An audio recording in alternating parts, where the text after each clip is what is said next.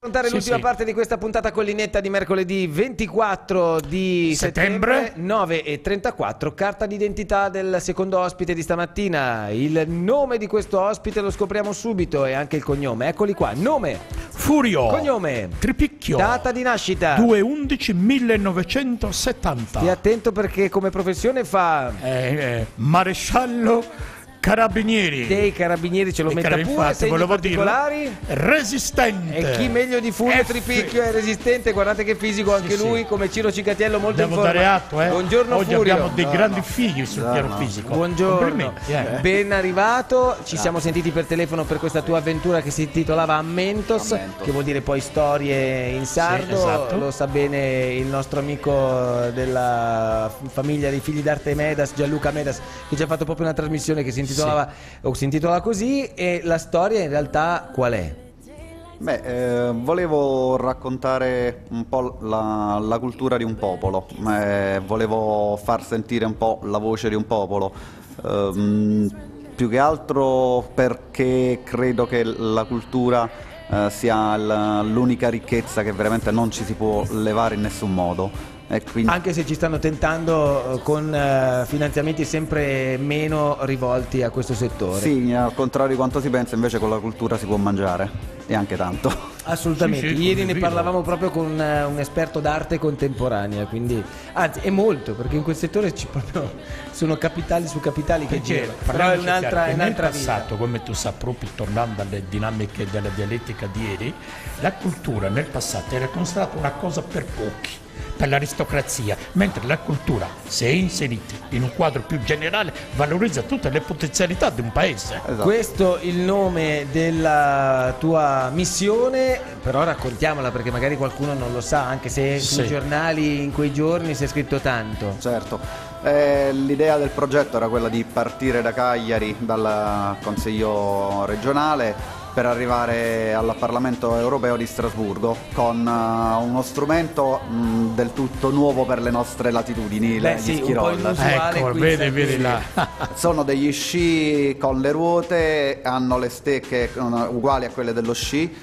Sono gli sci di fondo, praticamente sono stati inventati negli anni 30 per l'allenamento dei sciatori di fondo a secco. Quando non c'era la neve. Esatto, per l'estate a secco. Esatto, e questo meccanismo ti ha condotto fino a Strasburgo. Fino a Strasburgo, 1200 e passa chilometri, passa perché qualche volta ho anche sbagliato strada e sono dovuto tornare Il navigatore non ha segnalato non bene. avevo navigatore, quindi un po'. Avevo un gruppo che ti sosteneva. Avevo il gruppo, però il problema è che arrivati in Svizzera, lì ci sono solo piste ciclabili che sono molto separate dalle strade. Sono quelle normali. vere, non come a Cagliari. Perfetto. Quelle bravo. vere, cioè quelle che hanno proprio una carreggiata dedicata solo a quelle, quindi non avevo nessuno a fianco, quindi facevo un'ora e mezza di schirollata, di pattinata, e poi c'era il rendezvous con la mia equipe, solo che qualche volta mi perdevo. Una volta, l'ultimo giorno proprio, erano 135 km e l'ho allungato di solo 40 km perché ho fatto un giro ad anello tipo raccordo anulare di Roma. Questa foto fa capire bene quanto faticoso mamma mia, fosse il me lo tragitto, immagino, e quando c'erano le soste bisognava godersele anche seduti. L'altro in foto era Giancarlo, il mio amico e accompagnatore, che però purtroppo si è fatto male all'altezza di Siniscola. Proprio quasi all'inizio, fra un po' rispetto al viaggio, appunto. Purtroppo però ti ha accompagnato, ma in che senso? No, perché si è strappato? No, si è rotto una rottura, gamba e spalla. Ammazza, ma perché è caduto? È caduto quindi lo ski roll, ragazzi, diventa anche un accessorio pericoloso, insomma. È come salire sulle scale, giri la lampadina, dici tutto a posto, poi il giorno che prendi la corrente, fai la stupidaggine, capita. Chiaro, però il discorso è che è il meccanismo dei pattini, perciò devi avere anche un po' di dimestichezza. Ci vuole un po' di equilibrio, ma è una cosa abbastanza semplice, perché poi comunque il peso viene scaricato su entrambe le ruote, quindi l'equilibrio è abbastanza semplice. Allora, abbiamo visto un po' di foto, continueremo a vederle, poi vedremo una clip, però io vorrei capire da cosa nasce. Ok, la voglia di raccontare la storia di un popolo, ma quando ti è venuta questa idea e soprattutto a monte di che ragionamento, di che valutazione? Il ragionamento nasce perché, si sarà capito dal nome, non sono sardo. sardo, io sono ischitano, sono un isolano anche io, sì. E con la professione che faccio ho girato tantissimo, sono partito da casa che ero ragazzo perché avevo 18 anni, 19 anni. E a un certo punto della mia vita mi sono fermato un attimino e mi sono chiesto ma io che cosa sono? Oramai le culture le ho conosciute pure un po' tutte, sono ancora quello che ero originariamente, e con questo esame di coscienza che mi sono fatto mi sono reso conto che effettivamente sì, la mia cultura e la mia tradizione di ischitano è rimasta quella che era. Ho solamente rubato un po' a destra e a sinistra le culture degli altri e mi sono arricchito con le culture degli altri. Quindi il concetto era quello di far capire che il confronto tra le culture non può altro che arricchirci. Se tu sei convinto della tua cultura non puoi avere paura del confronto. Adesso allora guardiamoci un attimo questa clip che abbiamo preparato, perché è anche molto simpatica.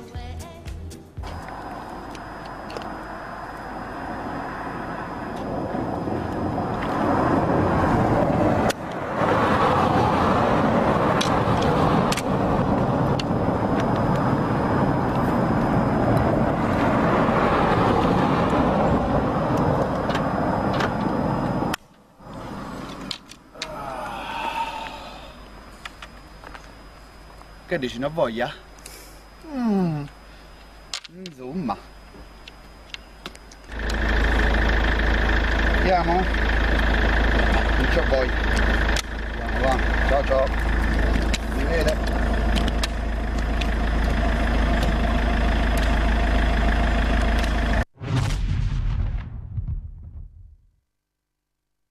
Piccola clip per dimostrare quanto comunque ogni giorno bisognasse anche metterci una certa dose di voglia, che in questo caso non c'era. Esatto, in questo caso non c'era niente. Dov'eri, te lo ricordi? Lì mi sembra di ricordare che fossi prima di Altdorf, quindi prima di Lucerna. Già sono passati i confini italiani. Allora. Sì, stavamo già in Svizzera. Ok. Svizzera lì.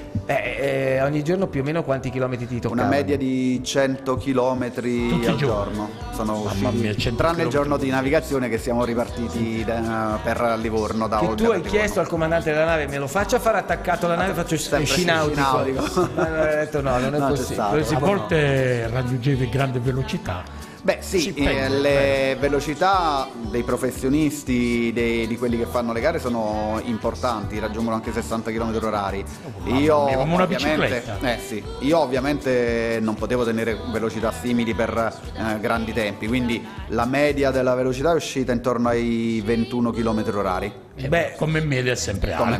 Come media alta, sì. 20 km diciamo che in qualche modo era anche un viaggio da godersi per vedere ciò che ti appariva davanti da un occhio, da un punto di vista proprio diverso, cioè quello di chi non gira in macchina, non gira in moto, ma lo fa proprio quasi camminando, cioè della serie lo ski roll ti permette di avere tutti i punti di vista diversi. Sì, in effetti l'idea del progetto era quella di viaggiare molto lentamente per raccogliere testimonianze del popolo sardo, perché mi sono autoproclamato ormai sei anche tu come lui, anche lui non è sardo, ma anche lui è integrato nella nostra realtà. Però abbiamo raccolto folgorato anche noi della bellezza della Sardegna. Abbiamo raccolto anche testimonianze di altre culture, tipo tu ci sei da ragazza, da quando hai iniziato a fare il carabiniere? Qui no, io sono 5 anni, io ho girato un po'. Solo 5 anni? Solo 5 Pensavo anni. di più.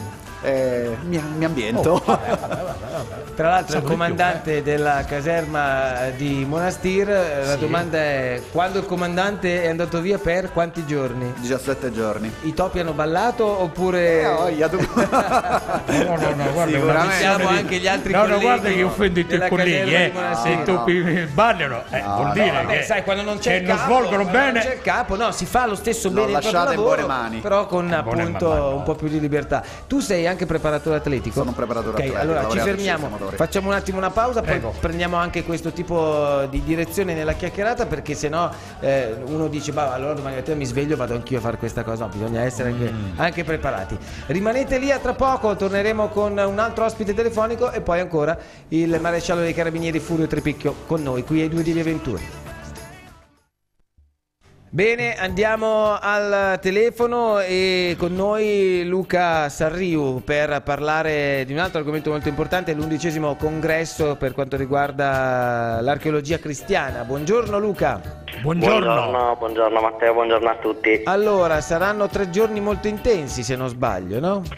Allora, sì, innanzitutto è un'occasione straordinaria per la nostra isola e la nostra città, perché è la prima volta che si tiene in Sardegna il congresso italiano di archeologia cristiana, quindi un momento per parlare non solo della Sardegna, ma di tutto il Mediterraneo, in particolare con studiosi italiani, ma anche di altri paesi, francesi, catalani, addirittura ci sarà anche uno studioso giapponese che ci verrà a parlare un po' della loro idea del Mediterraneo.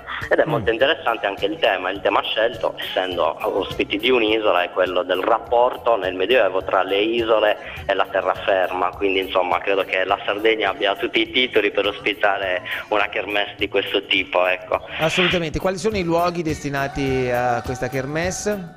Cioè, Allora, dove la gente può venire a seguire il congresso e a visitare ovviamente magari qualche luogo di questi indicati?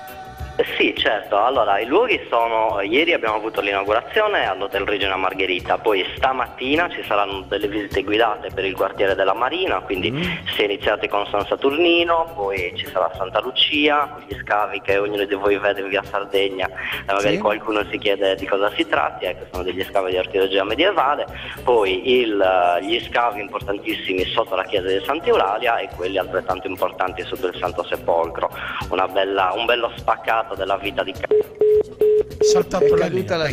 È caduta la linea. Se riusciamo a recuperare Luca al volo, anche perché archeologia cristiana, magari non tutti a casa hanno le dimensioni di che cosa sia l'archeologia cristiana, anche se poi alla fine è anche abbastanza chiara nella sua definizione. Della testimonianza del cristianesimo nel Medioevo al centro, ha ragione lui, c'era la Sardegna. Infatti gli volevo fare una domanda su Sant'Agostino, questo grande pensatore, dottore della Chiesa, mi pare che sia stato qui presente e le ossa sue erano qui a Cagliari, mi pare, poi sono state trasferite, mi pare, in altri posti. Adesso vediamo se dalla regia ci danno conferma del recupero di Luca al telefono e nel frattempo noi ci dedichiamo all'ospite che abbiamo in studio e torniamo da Furio Tripicchio, dal maresciallo Furio Tripicchio, per parlare di questa impresa che lo ha visto protagonista da Cagliari fino a Strasburgo con gli ski roll, impresa che nel complesso ti ha visto fare quanti chilometri? 1200 e qualche cosa. L'hai detto all'inizio, lo ripetiamo adesso per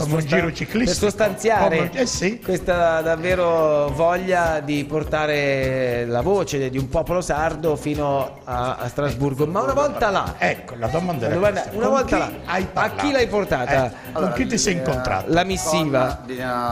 L'idea era quella di incontrare i parlamentari sardi, i nostri rappresentanti. Sì, che sono presenti lì al Parlamento, che sono pochi. Quattro, bravissimi. Per la prima volta ne abbiamo 4. Ma erano a far colazione? No. Qualcuno ci ha ricevuto. È sempre perniciosa e qualunquistica del mio collega. Qualcuno ci ha ricevuto, qualcun altro non era presente, però devo dire che mi ha fatto molto piacere che c'era anche qualcuno di altre regioni. Davvero? Uno in particolare che si è presentato dicendo: voglio vedere chi era questo matto. Perché loro sapevano dell'arrivo. Sì, erano stati informati dalla regione. In modo irrazionale uno è pazzo, però se entriamo nell'ottica dei valori, dei messaggi, è qualcosa di grande e di rilevanza. Un tocco di pazzia ci vuole sempre. Bene, certo. È bello vederla sempre di profilo e soprattutto vederla parlare al microfono nella maniera più sbagliata di questo mondo, ma ormai lei è il contravventore, cioè quello che contravviene tutte le regole, contravviene anche i limiti di velocità. Prima stava chiedendo informazioni sui vari autovelox a proposito di Monastir. Sì, 90 all'ora e sono ancora preoccupato. Perché c'è 3 mesi fa c'ha una Panda del 1492, l'ha comprata con Colombo ha preso le caravelle prima che lui partisse a scoprire l'America, quindi non è che vada proprio chissà quando, anche lanciato dal campanile. Però il giorno mi sono lasciato andare. Abbiamo recuperato Luca al telefono. Luca? Ce l'abbiamo, Luca. Sì, buongiorno. Ecco, buongiorno, è caduta la linea, non sappiamo per quale strano motivo. Sarà appunto non lo so. il mistero che ci porteremo dietro per questa giornata. Ma il presidente Mameli voleva farti una domanda. Volevo appunto sapere se veramente a Cagliari ci sono le reliquie parte del grande Sant'Agostino, di questo grande dottore della Chiesa. Sì, grandissimo dottore della Chiesa e non solo, anche grandissimo autore. Condivido. Sì, è vero, questa è una cosa testimoniata storicamente, sappiamo anche dov'è la tomba e quindi di fronte all'attuale chiesa di Sant'Agostino, no? Adesso dove c'è adesso la chiesa di Sant'Agostino c'erano le mura medievali della Marina.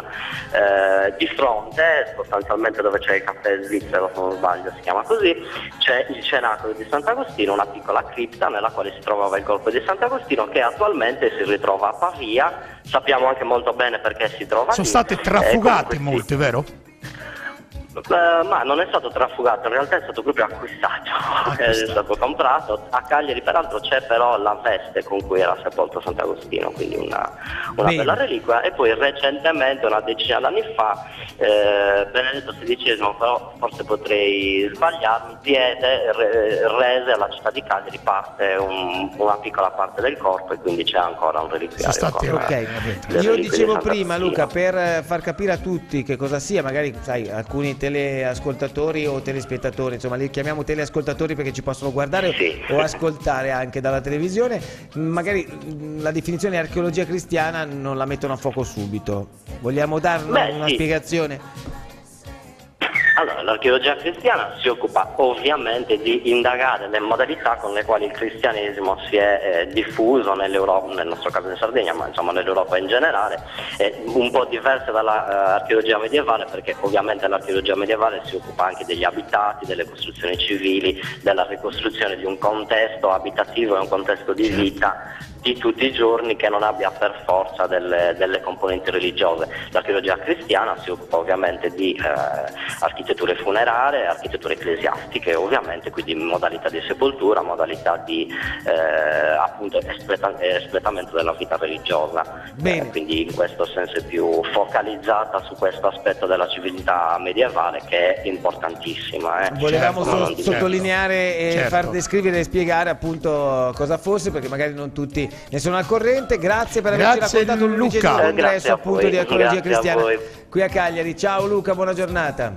Allora ritorniamo invece alla forma fisica del maresciallo, perché lo vediamo in grande e splendente forma fisica, come abbiamo detto all'inizio, però c'è un lavoro dietro, perché non è che uno parte e dice adesso mi faccio 1200 e passa chilometri con gli ski roll così, tanto per fare la sgambata. Un entroterra di modello fatica. Fantozzi. Un entroterra di fatica. Ovviamente no, è necessaria una preparazione, come in tutte le cose. La preparazione atletica è durata quasi 2 anni. Ho iniziato l'anno scorso accompagnando Giancarlo Labate, il mio amico che si è fatto male, nel Giro della Sardegna, la Giro Durrao, e abbiamo continuato tutto l'anno, ma quello che è più importante è una preparazione psicologica per partire la mattina e sapere di dover arrivare la sera anche sul tardi. Quindi la preparazione è necessaria, è fondamentale. Ecco, questo è il punto di vista che dicevo prima, diverso dall'automobile. Questa è stata fatta con la GoPro sulla mia testa. Siamo in Svizzera, se non ricordo male siamo quasi a Lugano. Sì, dovremmo essere quasi a Lugano. Zona italiana ancora? Sì, ancora in Canton Ticino. Zona italiana, sì. Sì, c'è il San Gottardo ancora da superare. Beh, io ripeto, quanto cambino le condizioni, soprattutto per godersi anche la natura quando ti scoperchi, diciamo, del mezzo, no? Sì, esatto. E la vivi proprio in prima persona con un altro mezzo di locomozione, in questo caso a rotelle spinto dalle tue gambe, però diventa proprio un'altra cosa. Ci sono stati dei punti, soprattutto qui in Sardegna, che attraversandolo con gli ski roll non avevo mai visto prima. Eppure, ma guarda, ho potuto vedere. Sì. Accade anche solo quando porti il cane in giro, nella tua cittadina o nel tuo paese. Certo. Girando per vicoletti ti accorgi di cose che passando in macchina non hai mai visto, o anche per la città di Cagliari, insomma. Io poi facendo mountain bike anche molti sentieri ho conosciuto sulle montagne che sono straordinari. Allora vai d'accordo con la nostra parte della regia tecnica, cioè Stefano Perra e Gigi Perra, che sono 2 ciclisti assolutamente attivissimi. Beh, la prossima? La prossima io l'ho già studiata, ma non so se mia moglie sia molto d'accordo. Quindi questo è un altro lato che non ho preso in considerazione, perché non sapevo se tu fossi sposato o meno, quindi vuol dire che la famiglia giustamente è coinvolta in tutto questo processo. Considera che ci deve essere un tacito accordo con la moglie. Non manca così all'improvviso 17 giorni. Non è all'improvviso, è che gliel'ha detto dalla sera alla mattina. Io colorare le cose. E anche dire cose che non sono proprio reali. Va bene, effettivamente è un'impresa. Ci deve essere accondiscendenza della famiglia, certo. Beh, ma al di là dei giorni che uno può mancare, ma un'impresa del genere, se non hai il supporto della famiglia, dei figli e degli amici, non riesce a fare nulla. Io nel percorso avevo Alessandro Corgiolu che è il cameraman, e Ottavio Caredda che si occupava della logistica e di guidare il furgone. ma sono venuti come amici. E senza il loro supporto ci sono stati anche momenti duri nei quali, non nascondo, la lacrima è uscita, ad esempio quando sono rimasto solo senza Giancarlo. Vabbè, chiaro, perché condividere un percorso così con qualcuno è un'altra cosa, ma è come tutto nella vita, no? Esatto. Cioè, è l'unico impenitente single che continua a vivere per conto proprio, ma solo per scelta delle donne.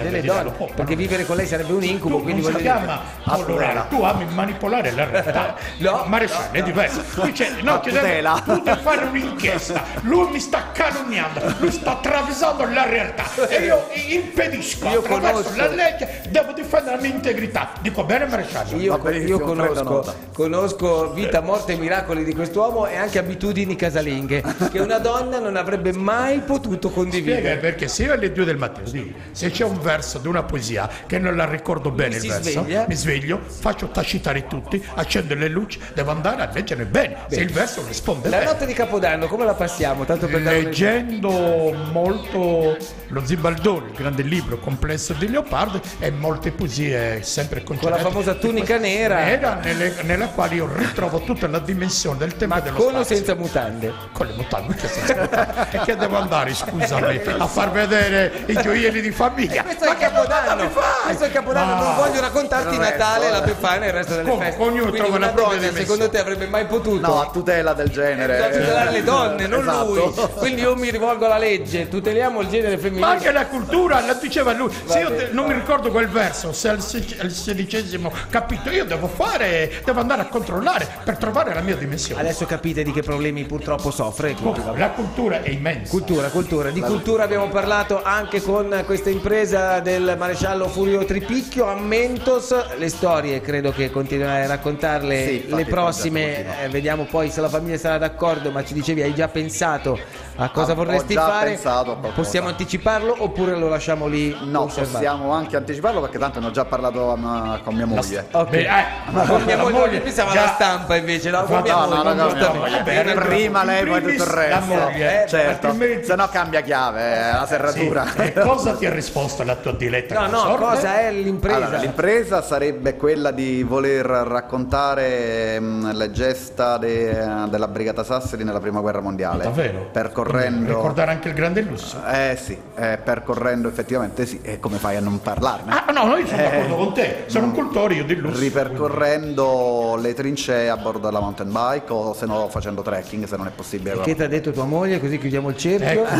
Sono curioso. Mettiamo un bip sotto, va. C'è ancora da negoziare. C'è da negoziare ancora. Grazie al maresciallo Furio Tripicchio, in bocca al lupo e complimenti per questa di avventura. Grazie alla squadra in regia con Cristian Manca questa mattina, Gigi Perra e DJ Fabietto che ritroveremo domani ovviamente puntuali alle 8. Grazie al mitico presidente Mameli che con la maglia nera devo dire è tutta un'altra vita. Ho trovato la mia dimensione. Sì, quelle di prima erano dilatate di dimensioni. Non è il caso di ricamarlo. Noi ci risentiremo se volete appunto domani alle 8 oppure le repliche se vi siete persi qualcosa alle 21 su Sardegna 3 canale 272 o 641 dipende da dove ci seguite, del digitale terrestre oppure canale 19 all'1 di notte su Sardegna 1. Grazie a domani cari telespettatori alle 8, ciao ciao.